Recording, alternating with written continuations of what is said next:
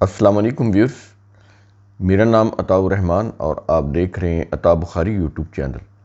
قرآن کریم کی مسلسل ایکسپوزیشن کے سلسلہ میں آج ہم سورہ الاعراف کی آیت نمبر 103 سے شروع کریں گے۔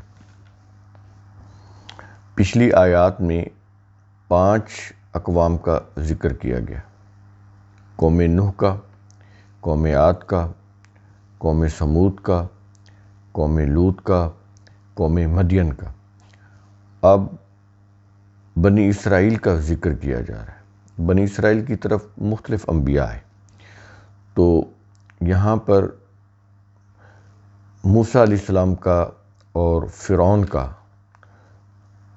اس کے دربار کے اندر حق کی دعوت دینا، یہ چیزیں آئیں گی۔ اب ہم شروع کرتے ہیں سورہ الاعراف آیت نمبر 103 سے۔ ثم بعثنا من بعد موسیٰ بآیاتنا الی فرعون وملئہ۔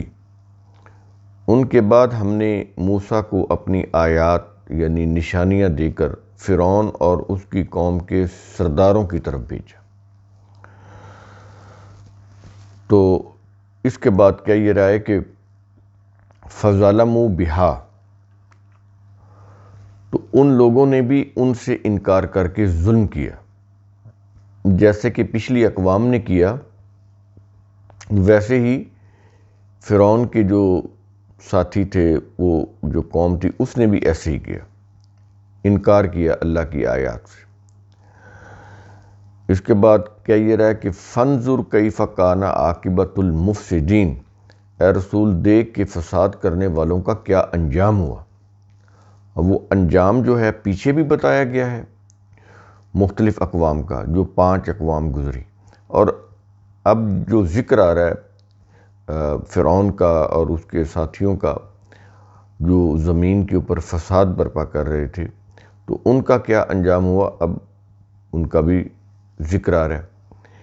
فرعون نے جو فساد کیا وہ سب سے بڑا فساد وہ کیا تھا، جو اس کا سب سے بڑا جرم بھی تھا، وہ یہ تھا کہ وہ لوگوں کو مختلف گروہ میں تقسیم کروا دیتا تھا، مختلف فرقوں میں، گروہوں میں بانٹ دیتا تھا، اور پھر وہ آپس میں لڑتے رہتے تھے۔ ظاہر ہے جب فرقے بنیں گے تو وہ آپس میں ان کی لڑائی ہوگی، اور اس سے یہ ہوتا تھا کہ ان کو تقسیم کرتا تھا لوگوں کو، خود وہ آرام سے حکومت کرتا تھا۔ اگر لوگوں کا اتحاد ہو جائے تو وہ تو پھر کسی بھی بات کے اوپر حکمران سے بات کر سکتے ہیں نا۔ حکمران کو خوف ہوگا کہ کہیں یہ اکٹھے ہو کے میرے خلاف ہی نہ کوئی کارروائی شروع کر دیں، تو اس لیے وہ لوگوں کو تقسیم کر کے لڑاتا رہتا تھا تاکہ یہ اطمینان کے ساتھ حکومت کرتا رہے ان کے اوپر۔ یہ اس کا سب سے بڑا جرم تھا فرعون کا۔ اس کے لیے اس کے دربار میں ایک خاص حیثیت حاصل تھی حامان کو، جو مذہبی پیشواؤں کا سب سے بڑا پیشوا تھا۔ ان کا یوں کہہ لیں کہ بہت بڑا پوپ تھا، ان کا پادری تھا، چیف پادری۔ تو اس کے پاس جو لشکر تھے وہ فرعون سے بھی زیادہ تھے، کیونکہ میدان کے اندر عملی کام لوگوں کو لڑانے کا، تقسیم کرنے کا تو اسی نے کرنا تھا نا، لوگوں کو مختلف مذہبی فرقوں میں بانٹنا تھا، تو اس لیے اس کے پاس لشکر بھی بڑے تھے۔ تو اس طرح یہ حامان کے تھرو وہ لوگوں کو تقسیم کراتا تھا مختلف مذہبی فرقوں میں۔ یہ بتایا ہے اس کا جرم قرآن کے اندر۔ اس کے بعد آیت نمبر 104، وَقَالَ مُوسَىٰ يَا فِرْعَوْنُ إِنِّي رَسُولٌ مِّن رَّبِّ الْعَالَمِينَ۔ موسیٰ نے کہا، اے فرعون، میں جہانوں کے رب کا بھیجا ہوا رسول ہوں۔ اب یہ چیز ذہن میں رکھیے گا کہ فرعون کی بیوی نے موسیٰ کو بچپن سے پالا تھا، اپنے گھر میں رکھا اور اس کی پرورش کی، تو یہ اسی جو شاہی محل تھا یا وہ جو شاہی انداز و اطوار تھا، وہاں پر وہ پلے بڑے تھے موسیٰ علیہ السلام۔ تو اب ظاہر ہے کہ فرعون جو تھا اس کے گھر میں پرورش بھی پائی تھی. اب یہ بڑا مشکل تھا کہ اس کے سامنے اس کے خلاف بولنا.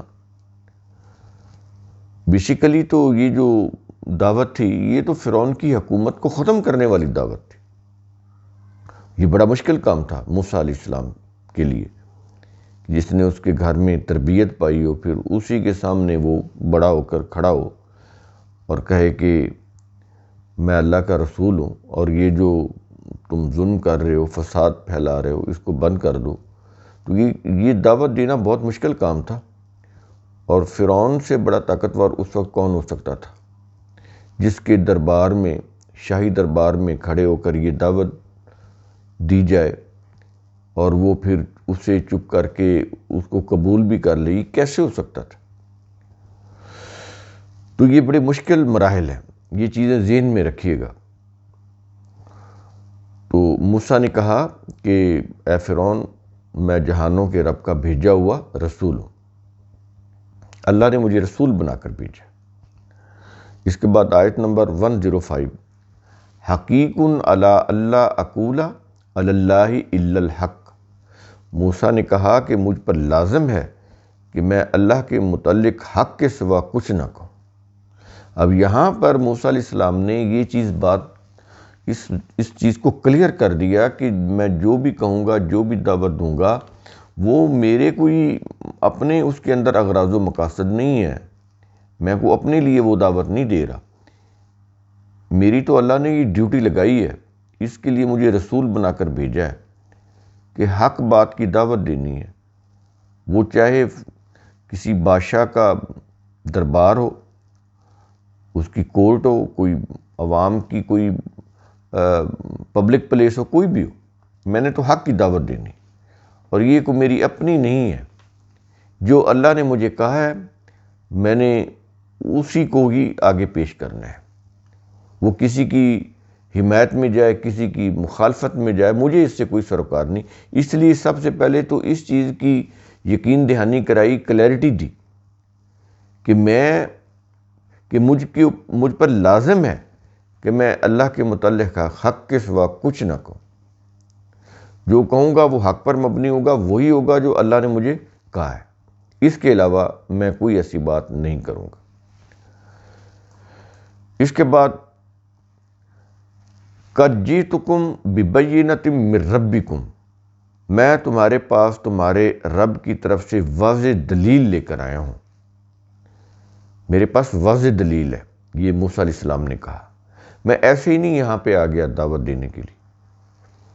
اللہ نے مجھے واضح دلیل دی ہے، واضح نشانی دی ہے کہ میں اللہ کا رسول ہوں، اور جو کچھ میں کہوں گا وہ اللہ کا کلام ہوگا، اللہ کی طرف سے دعوت ہوگی، اور وہ انسانوں کی بہتری کے لیے ہوگی.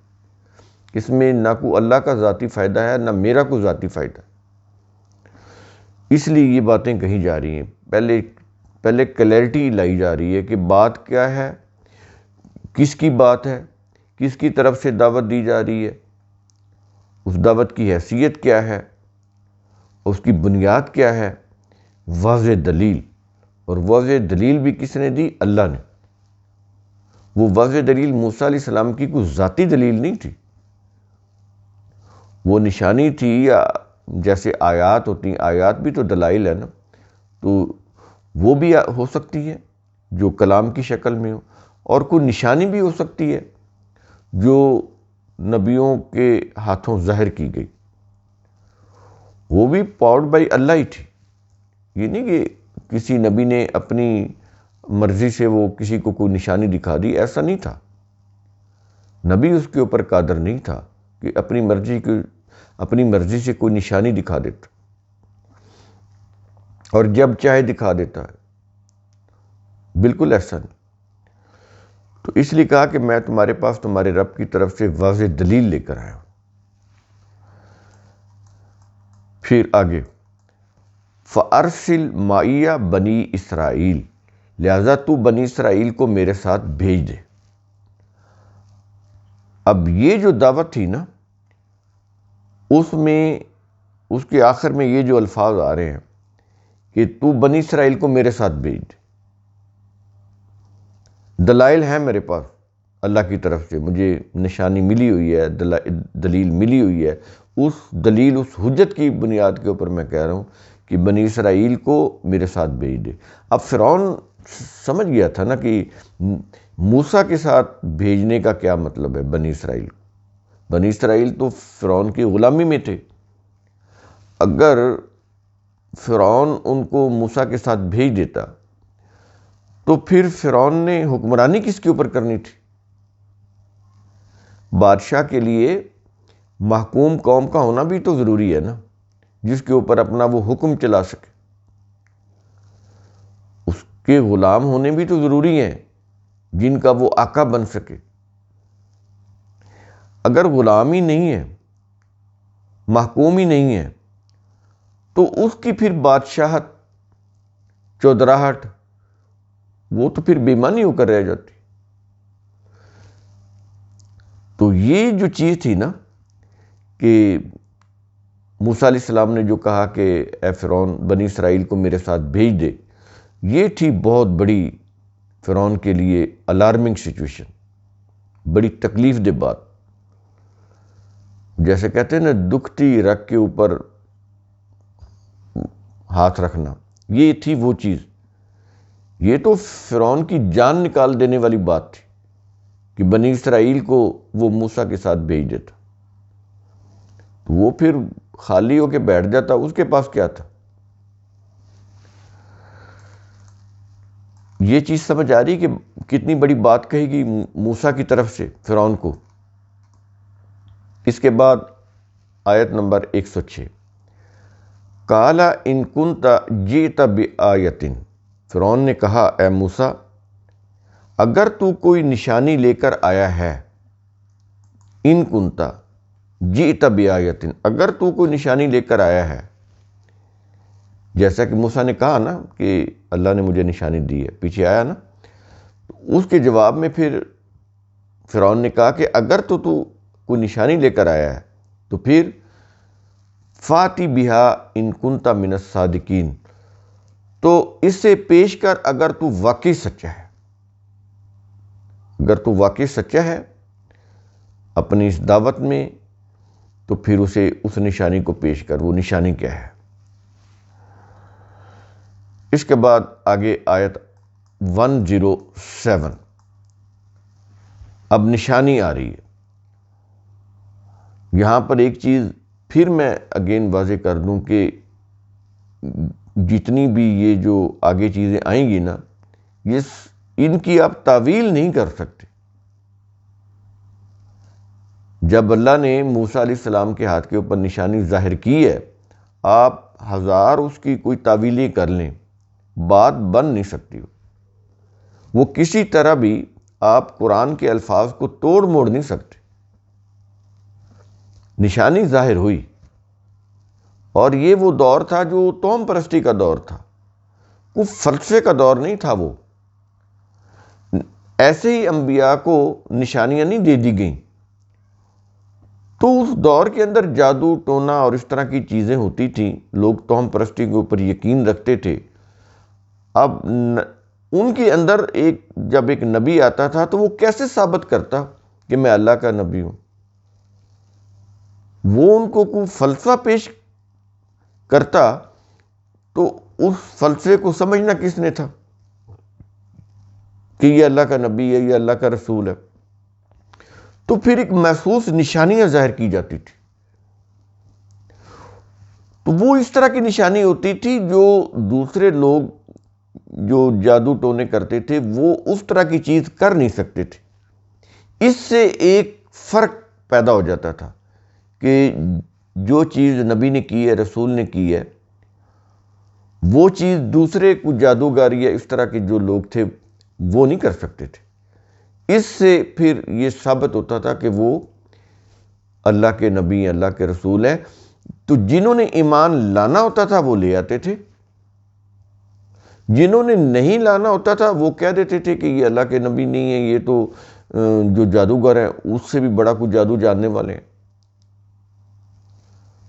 یہ ایک علیحدہ چیز ہے کہ کتنے لوگ ایمان لائے، کتنے نہیں لائے، یہ ایک الگ چیز ہے۔ لیکن اتمام حجت کے طور پر نشانیاں ظاہر کی گئیں، تاکہ کوئی یہ نہ کہے کہ ہمیں کیسے معلوم ہو کہ یہ اللہ کا نبی ہے یا رسول ہے۔ اب وہ نشانی آگے آیت نمبر 107، فَأَلْقَىٰ عَصَاهُ فَإِذَا هِيَ ثُعْبَانٌ مُّبِينٌ، پس موسیٰ نے اپنی لاٹھی زمین پر پھینکی تو اچانک وہ ایک واضح اژدہا بن گیا۔ یہ جو عصا ہے، عصا لاٹھی کو بولتے ہیں، تو انہوں نے جیسے لاٹھی پھینکی زمین کے اوپر تو وہ ایک کیا ہو گیا؟ اژدہا بن گیا۔ یہ انگلش میں سرپرنٹ بولتے ہیں اس کو، اژدہا کو۔ یہ سانپ ہی ہوتا ہے، یعنی بڑا سانپ، تو یہ اژدہا بن گیا۔ اس کے بعد آیت نمبر 108، وَنَزَعَ يَدَهُ فَإِذَا هِيَ بَيْضَاءُ لِلنَّاظِرِينَ، موسیٰ نے اپنا ہاتھ باہر نکالا تو وہ اسی وقت دیکھنے والوں کے لیے سفید ہو گیا۔ سفید سے مراد ہے روشن چمکدار۔ سفید تو یعنی یہ عربی ہے نا، ہمارے ہاں بول چال اور طرح سے ہے، عربی میں بات کرنے کا انداز اور طرح سے ہوتا ہے۔ تو یہاں پر یہ جو بیضاء ہے، اس کا مطلب سفید یعنی روشن چمکدار، تو وہ ہو گیا۔ موسیٰ علیہ السلام نے وہ ہاتھ جو ہے وہ کیا ایسے بند کیے ہوں ہاتھ، یا جیب میں ڈالے ہوں، کوئی بھی صورت ہو سکتی ہے نا، قرآن اس کی ڈیٹیل نہیں دیتا، بس یہ بتاتا ہے کہ جب ہاتھ کو باہر نکالا تو وہ سفید چمکدار روشن ہو گیا۔ اس کے بعد آیت نمبر 109، قال الملأ من قوم فرعون ان ھذا لساحر علیم، فرعون کی قوم کے سردار آپس میں کہنے لگے موسیٰ تو واقعی بڑا ماہر جادوگر ہے۔ تو یہ دو چیزیں موسیٰ علیہ السلام نے، دو نشانیاں ان کے سامنے پیش کیں، ایک تو لاٹھی پھینکی اور وہ اژدہا بن گئی، دوسرا کیا؟ ہاتھ نکالا تو وہ چمکدار روشن ہاتھ ہو گیا۔ یہ دو ان کو نشانیاں دکھائیں موسیٰ علیہ السلام نے۔ یہ چیزیں اس لیے بھی سمجھنے والی ہیں کہ آج کے اس جدید دور میں یہ جو جدید وہ اٹھے ہیں نا، جو قرآن کو سمجھانے والے، اپنے آپ کو بڑا ماڈرن مفسر بولتے ہیں، قرآن کے شرح کرنے والے، وہ اس کا انکار کر دیتے ہیں کہ نہیں جی یہ جو ہے نا اس سے مراد دلائل ہے۔ اب قرآن نے خود بتایا کہ یہ جو دلیل تھی وہ تھی کیا؟ وہ تو بتا دی کہ جب وہ لاٹھی پھینکی تو وہ اژدہا بن گئی، اور ہاتھ باہر نکالا تو وہ روشن اور چمکدار ہو گیا۔ اب اس سے وہ مراد لیتے ہیں علم کے دلائل۔ تو یہ علم کے دلائل کیسے ہو گئے؟ سمجھنے کے لحاظ سے تو کوئی دلیل ہو سکتی ہے، لیکن کوئی تحریر تو نہیں ہے کہ آپ اسے پڑھیں تو ایمان لے آئیں۔ نشانی ہے، محسوس نشانی دکھائی ان کو۔ دور کون سا تھا؟ وہ جو قوم پرستی کا دور تھا، جادو ٹونا اس طرح کے لوگ، سپرسٹیشن میں مبتلا تھے لوگ۔ تو اس دور کے اندر ان کو کوئی نشانی اسی طرح ہی دکھائی جا سکتی تھی۔ کوئی ریسرچ پیپر ان کے سامنے تو نہیں رکھے جا سکتے کہ لو یہ پڑھ لو، جس نے یہ ریسرچ کی ہے دیکھو کہ وہ کتنا بڑا ریسرچر ہے، کتنا بڑا وہ اسکالر ہے۔ اس طرح سے تو وہ بات انہوں نے ان کے پلے نہیں پڑنی تھی، انہوں نے ماننا کیا تھا؟ تو محسوس نشانی دکھائی ان کو، تو دو نشانیاں دکھا دی۔ فرعون نے وہ نشانی مانگی، پہلے تو موسیٰ نے کہا نا کہ میرے پاس نشانی ہے، اللہ کی واضح نشانی۔ موسیٰ نے کہا کہ اگر سچے ہو تو وہ نشانی دکھاؤ، تو موسیٰ نے دو نشانیاں دکھا دی فرعون کے دربار میں۔ اس پر جو وہ بیٹھے ہوئے تھے نا درباری بڑے بڑے ان کے، جو وہ کیا کہنے لگے؟ وہ یہ کہنے لگے کہ موسیٰ تو بڑا ماہر جادوگر ہے، کیونکہ شاید وہ بھانپ بھی گئے ہوں کہ اتنی بڑی جو چیز کو کر کے دکھا رہا ہے وہ معمولی چیز نہیں ہے. ہو سکتا ہے کہ وہ انہوں نے بغض میں یا حسد میں یہ بات کہی، کیونکہ جب انسان کفر کے اوپر مصر ہوتا ہے، حق بات قبول ہی نہیں کرنا چاہتا، وہ کوئی بھی تعویل کر سکتا ہے، جیسا کہ انہوں نے یہ تعویل گھڑی بنائی کی. اس کے بعد آیت نمبر 110 110 نمبر کی آیت، یرید ان یخرجکم من ارضکم فماذا تأمرون. اب یہ جو فرعون کے دربار میں جو بڑے بڑے سردار تھے، جو درباری بھی تھے، بیٹھتے تھے وہاں پہ، فرعون کے مقربین بھی تھے، قوم کے وہ سردار تھے، یہ آپس میں باتیں کرنے لگ گئے. کیا کہنے لگے کہ موسیٰ تو یہ چاہتا ہے کہ وہ تمہیں تمہارے ملک سے ہی نکال دے، اب تم کیا حکم یا مشورہ دیتے ہو بتاؤ. یہ آپس میں مشورہ کر رہے تھے کہ یہ جو دو نشانیاں اس نے دکھائی ہیں نا، اس کا مطلب یہ ہے کہ موسیٰ تو اپنی یہ چیزیں دکھا کے اپنی کوئی حکومت یا اقتدار قائم کرنا چاہتا ہے. اگر اس کے پاس اقتدار آ گیا تو پھر ہمارا تو یہاں رہنا ہی مشکل ہو جائے گا.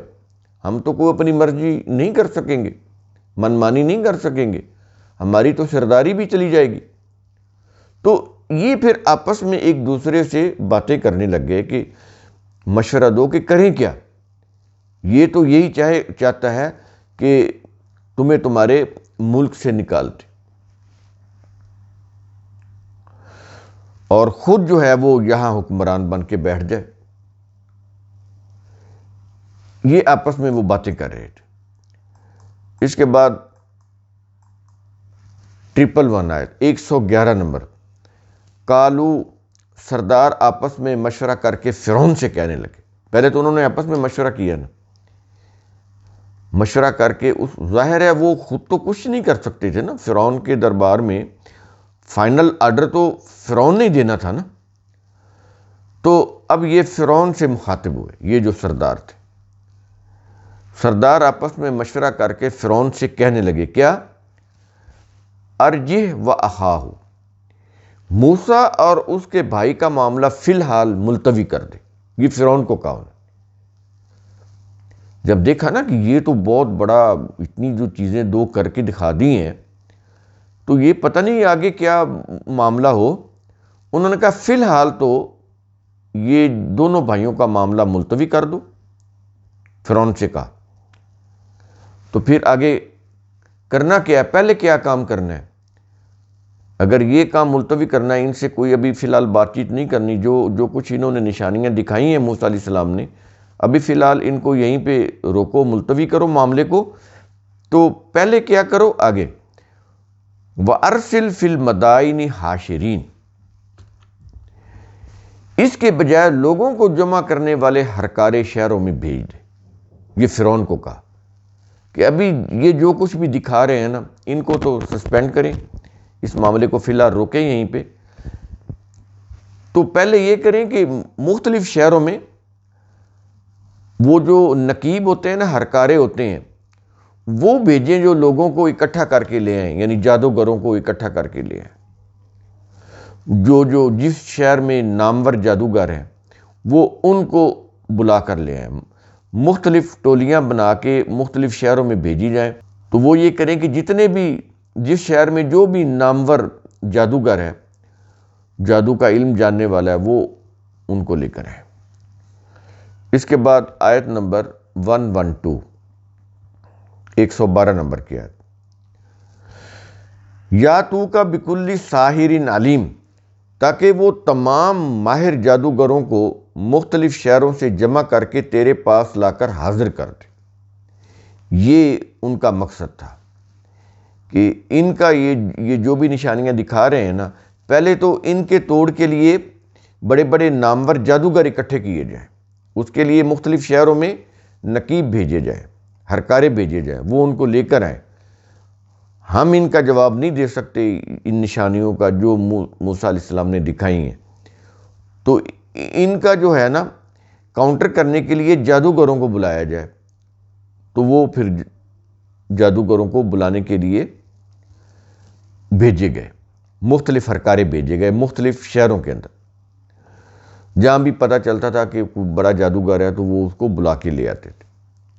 اس کے بعد آیت نمبر 113، وَجَاءَ السَّحَرَةُ فِرْعَوْنَ، وہ جادوگر فرعون کے پاس حاضر ہوئے۔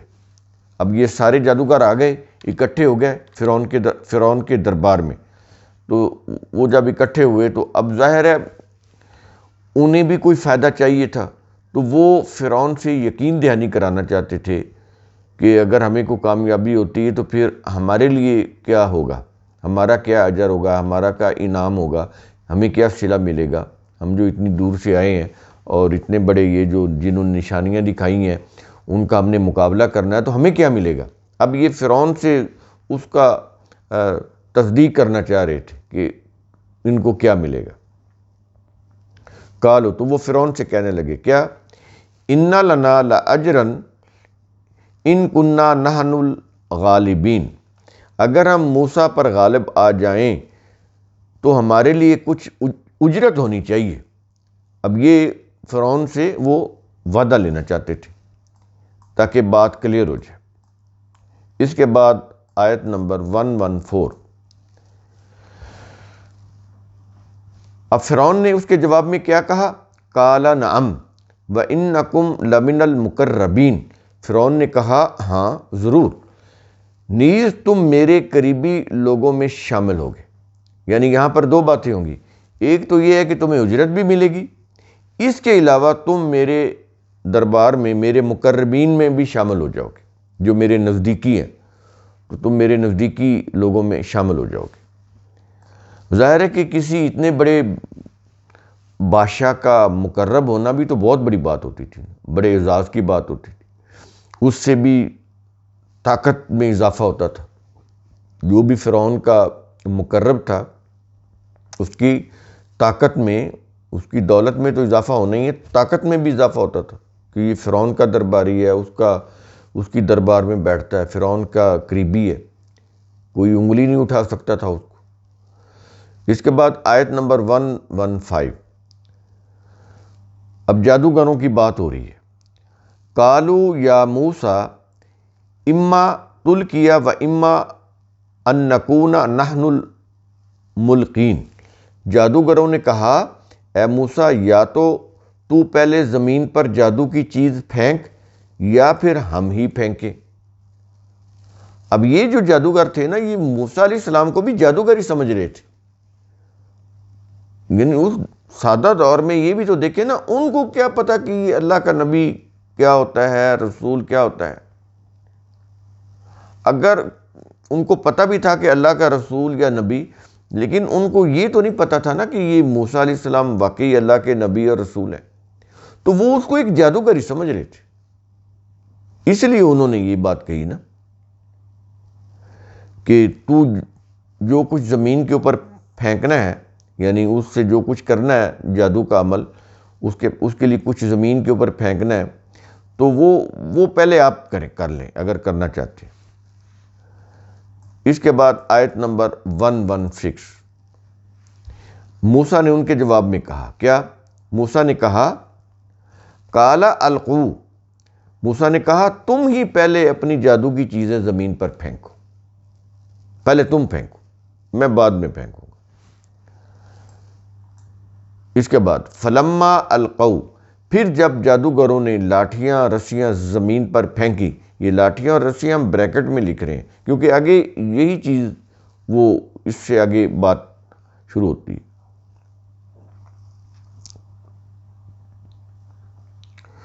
تو انہوں نے وہ جو ان کے پاس ظاہر وہ نظر آ رہی ہوں گی، ان کے ہاتھ میں لاٹھیاں ہوں گی یا رسیاں ہوں گی، تو جادوگروں نے وہ رسیاں پھینکی۔ تو جب انہوں نے وہ لاٹھیاں پھینکیں تو آگے قرآن بتا رہا ہے، کیا یہ رہا کہ سحروا اعین الناس، یہ الفاظ آپ نے ذہن میں رکھنے ہیں، سحروا اعین الناس، تو لوگوں کی آنکھوں پر جادو کر دیا۔ وہ جو جادوگر تھے انہوں نے لوگوں کی آنکھوں پر جادو کیا، جس کو آپ بولتے ہیں نا نظر بندی کرنا۔ تو اس کے بعد وہ پھر جو بھی کرتب دکھائے وہ آپ وہی دیکھیں جو وہ دکھانا چاہتا ہے۔ جادو ایک کرتب ہوتا ہے، انگلش میں اس کو ٹرک بولتے ہیں۔ آپ جادو کی، میجک کی ڈیفینیشن پڑھیں نا تو وہ بتائیں گے کہ یہ ٹرک ہوتا ہے، ریئلٹی نہیں ہوتی اس کے اندر، ٹرک ہوتا ہے۔ آپ نے دیکھا ہوگا یہ فلموں میں یا اس طرح کی جو چیزوں میں کہ یہ میجک شو ہوتے ہیں، فار ایگزامپل وہ ایک ایسے بیڈ ہوتا ہے یا کوئی میز ہوتے ہیں، ان کو ایسے گھما کے دکھاتے ہیں کہ کوئی نہیں ہے، کوئی دراز بھی کھول دی، کوئی ایسے وہ میٹرس بھی الٹ کے دکھا دیا، لیکن اس کے کسی تہہ میں وہ ہوتا ہے بندہ یا بچہ، تو اس کو وہ پھر ایسے گھما دیا، گھما کے وہ ایک جگہ پہ روک کے پھر وہ اس میں سے ایک بچہ یا کوئی چیز وہ برآمد ہوگی، وہ اس کے اندر ہی ہوتی ہے، لیکن وہ ایسے انداز سے ہوتی ہے، چھپی ہوتی ہے کہ وہ بظاہر آنکھوں میں انسان توقع نہیں کرتا کہ یہاں بھی کوئی چیز چھپی ہوگی۔ تو اس طرح وہ پھر لوگوں کو حیران کر دیتے، تو یہ ٹرک ہی ہوتا ہے نا، ٹرک ہی ہوتا ہے نا۔ تو بچپن میں ہم نے دیکھا یہ جو خانہ بدوش ٹائپ لوگ ہوتے ہیں نا، ان کے پاس ایک ریچھ ہوتا تھا، ایک دو آدمی ہوتے تھے، ریچھ ہوتا تھا، ایک ساتھ کو بچہ ہوتا تھا، وہ اس کو وہ ریچھ دکھا کے لوگوں سے پیسے لیتے تھے، اور ان کے پاس ایک بچہ بھی ہوتا تھا، وہ لٹا دیتے تھے، اس کے اوپر چادر ڈال دیتے تھے۔ اب یہ ہم دیکھتے تھے بچپن میں، بڑے حیران ہوتے تھے، تو وہ چادر اوپر ڈال کے تو وہ ایسے شو کراتے تھے کہ سر علیحدہ ہو گیا اور دھڑ علیحدہ ہو گیا، بیچ میں وہ فاصلہ ہو گیا۔ یہ کیا چیز تھی؟ اس وقت ہم چھوٹے تھے نا، یہ ہوتی ہے نظر بندی۔ اب اگر واقعی سر علیحدہ ہو گیا ہے اور جسم علیحدہ ہو گیا تو وہ پھر چادر ہٹا کے دکھائے نا، چادر نہیں ہٹاتے، وہ چادر نہیں ہٹاتے تھے۔ وہ مجھے اب بھی یاد ہے ایک بندے نے کہا کہ یہ چادر تو ہٹاؤ، تو انہوں نے کہا جی ہماری روزی ہے، اب ہم تو یہ تماشا دکھاتے ہیں، تو اس کو ایسے چلنے دیں تاکہ ہمیں کوئی پیسے مل جائیں گے۔ تو وہ چادر کے اندر وہ اس طرح ایسی چیز علیحدہ رکھ دیتے تھے نا جو محسوس ہو کہ یہ سر پڑا ہوا ہے اور یہ دھڑ علیحدہ ہو گیا ہے۔ ایکچولی سر اور دھڑ تو اکٹھے ہوتے تھے، علیحدہ کوئی ایک چیز اور ساتھ شامل کر کے بیچ میں خلا کر کے دکھا دیا کہ دھڑ علیحدہ اور سر علیحدہ ہے، اس کے اوپر چادر ہے۔ چادر نہیں ہٹاتے، وہ چادر ہٹائیں تو بات واضح ہو جائے۔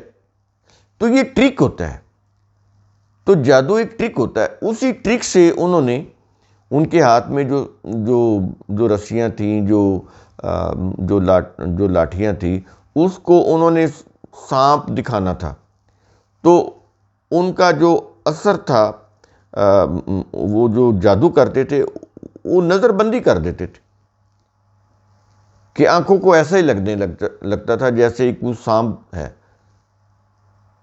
لاٹھی یا رسی سانپ معلوم ہونے لگ جائے۔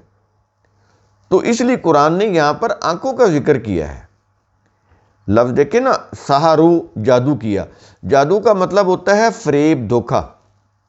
سحر ہے نا، سحر کا مطلب ہی فریب، دھوکہ، جھوٹ ہوتا ہے، کیونکہ حقیقت نہیں ہوتی وہ۔ تو انہوں نے دھوکہ سے، فریب سے، نظر بندی کر کے آئین، آنکھ کو بولتے ہیں، آئین الناس، لوگوں کی آنکھوں کے اوپر جادو کر دی۔ ٹھیک ہو گیا؟ تو یہ جو جادو کرنا تھا بیسیکلی تو یہ دھوکہ اور فریب ہے۔ ایکچولی ایسا نہیں تھا جو آنکھیں دیکھ رہی تھی جادو ہونے کے بعد، نظر بندی کے بعد جو آنکھیں دیکھ رہی تھی، ایکچولی وہ چیز نہیں تھی کہ وہ سانپ جو ہیں وہ واقعی، وہ رسیاں جو تھیں وہ واقعی سانپ بن گئی، وہ سانپ نہیں بنی۔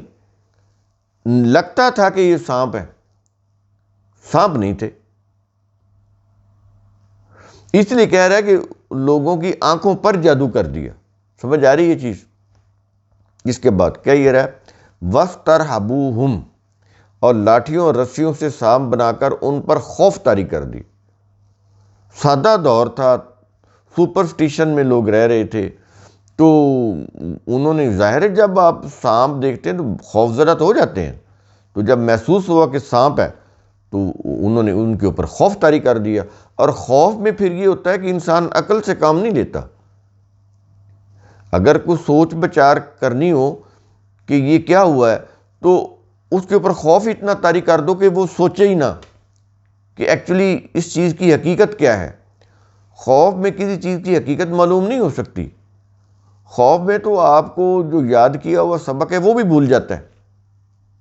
یہ انسانی نفسیات ہے. اس کے بعد کیا یہ رہا ہے، وَجَاءُوا بِسِحْرٍ عَظِيمٍ، اس طرح زبردست جادو کا مظاہرہ کیا، یعنی بہت بڑا کرتب دکھایا انہوں نے، ان جادوگروں نے. اس کے بعد آ جاتی ہے آیت نمبر 117. یہاں پر پھر موسیٰ علیہ السلام جو ہے نا ان کے اوپر وحی کی جاتی ہے. وہ کیا ہے اس کا پھر ہم ذکر جو ہے وہ اگلی آیات میں کریں گے. ہم آگے ہیں 116 تک، تو باقی آئندہ انشاءاللہ. تو قرآن کریم کا اصول ثم تفکروا، اس کی روح سے آپ خود بھی سوچا کریں، سمجھا کریں، غور و فکر کیا کریں. شکریہ.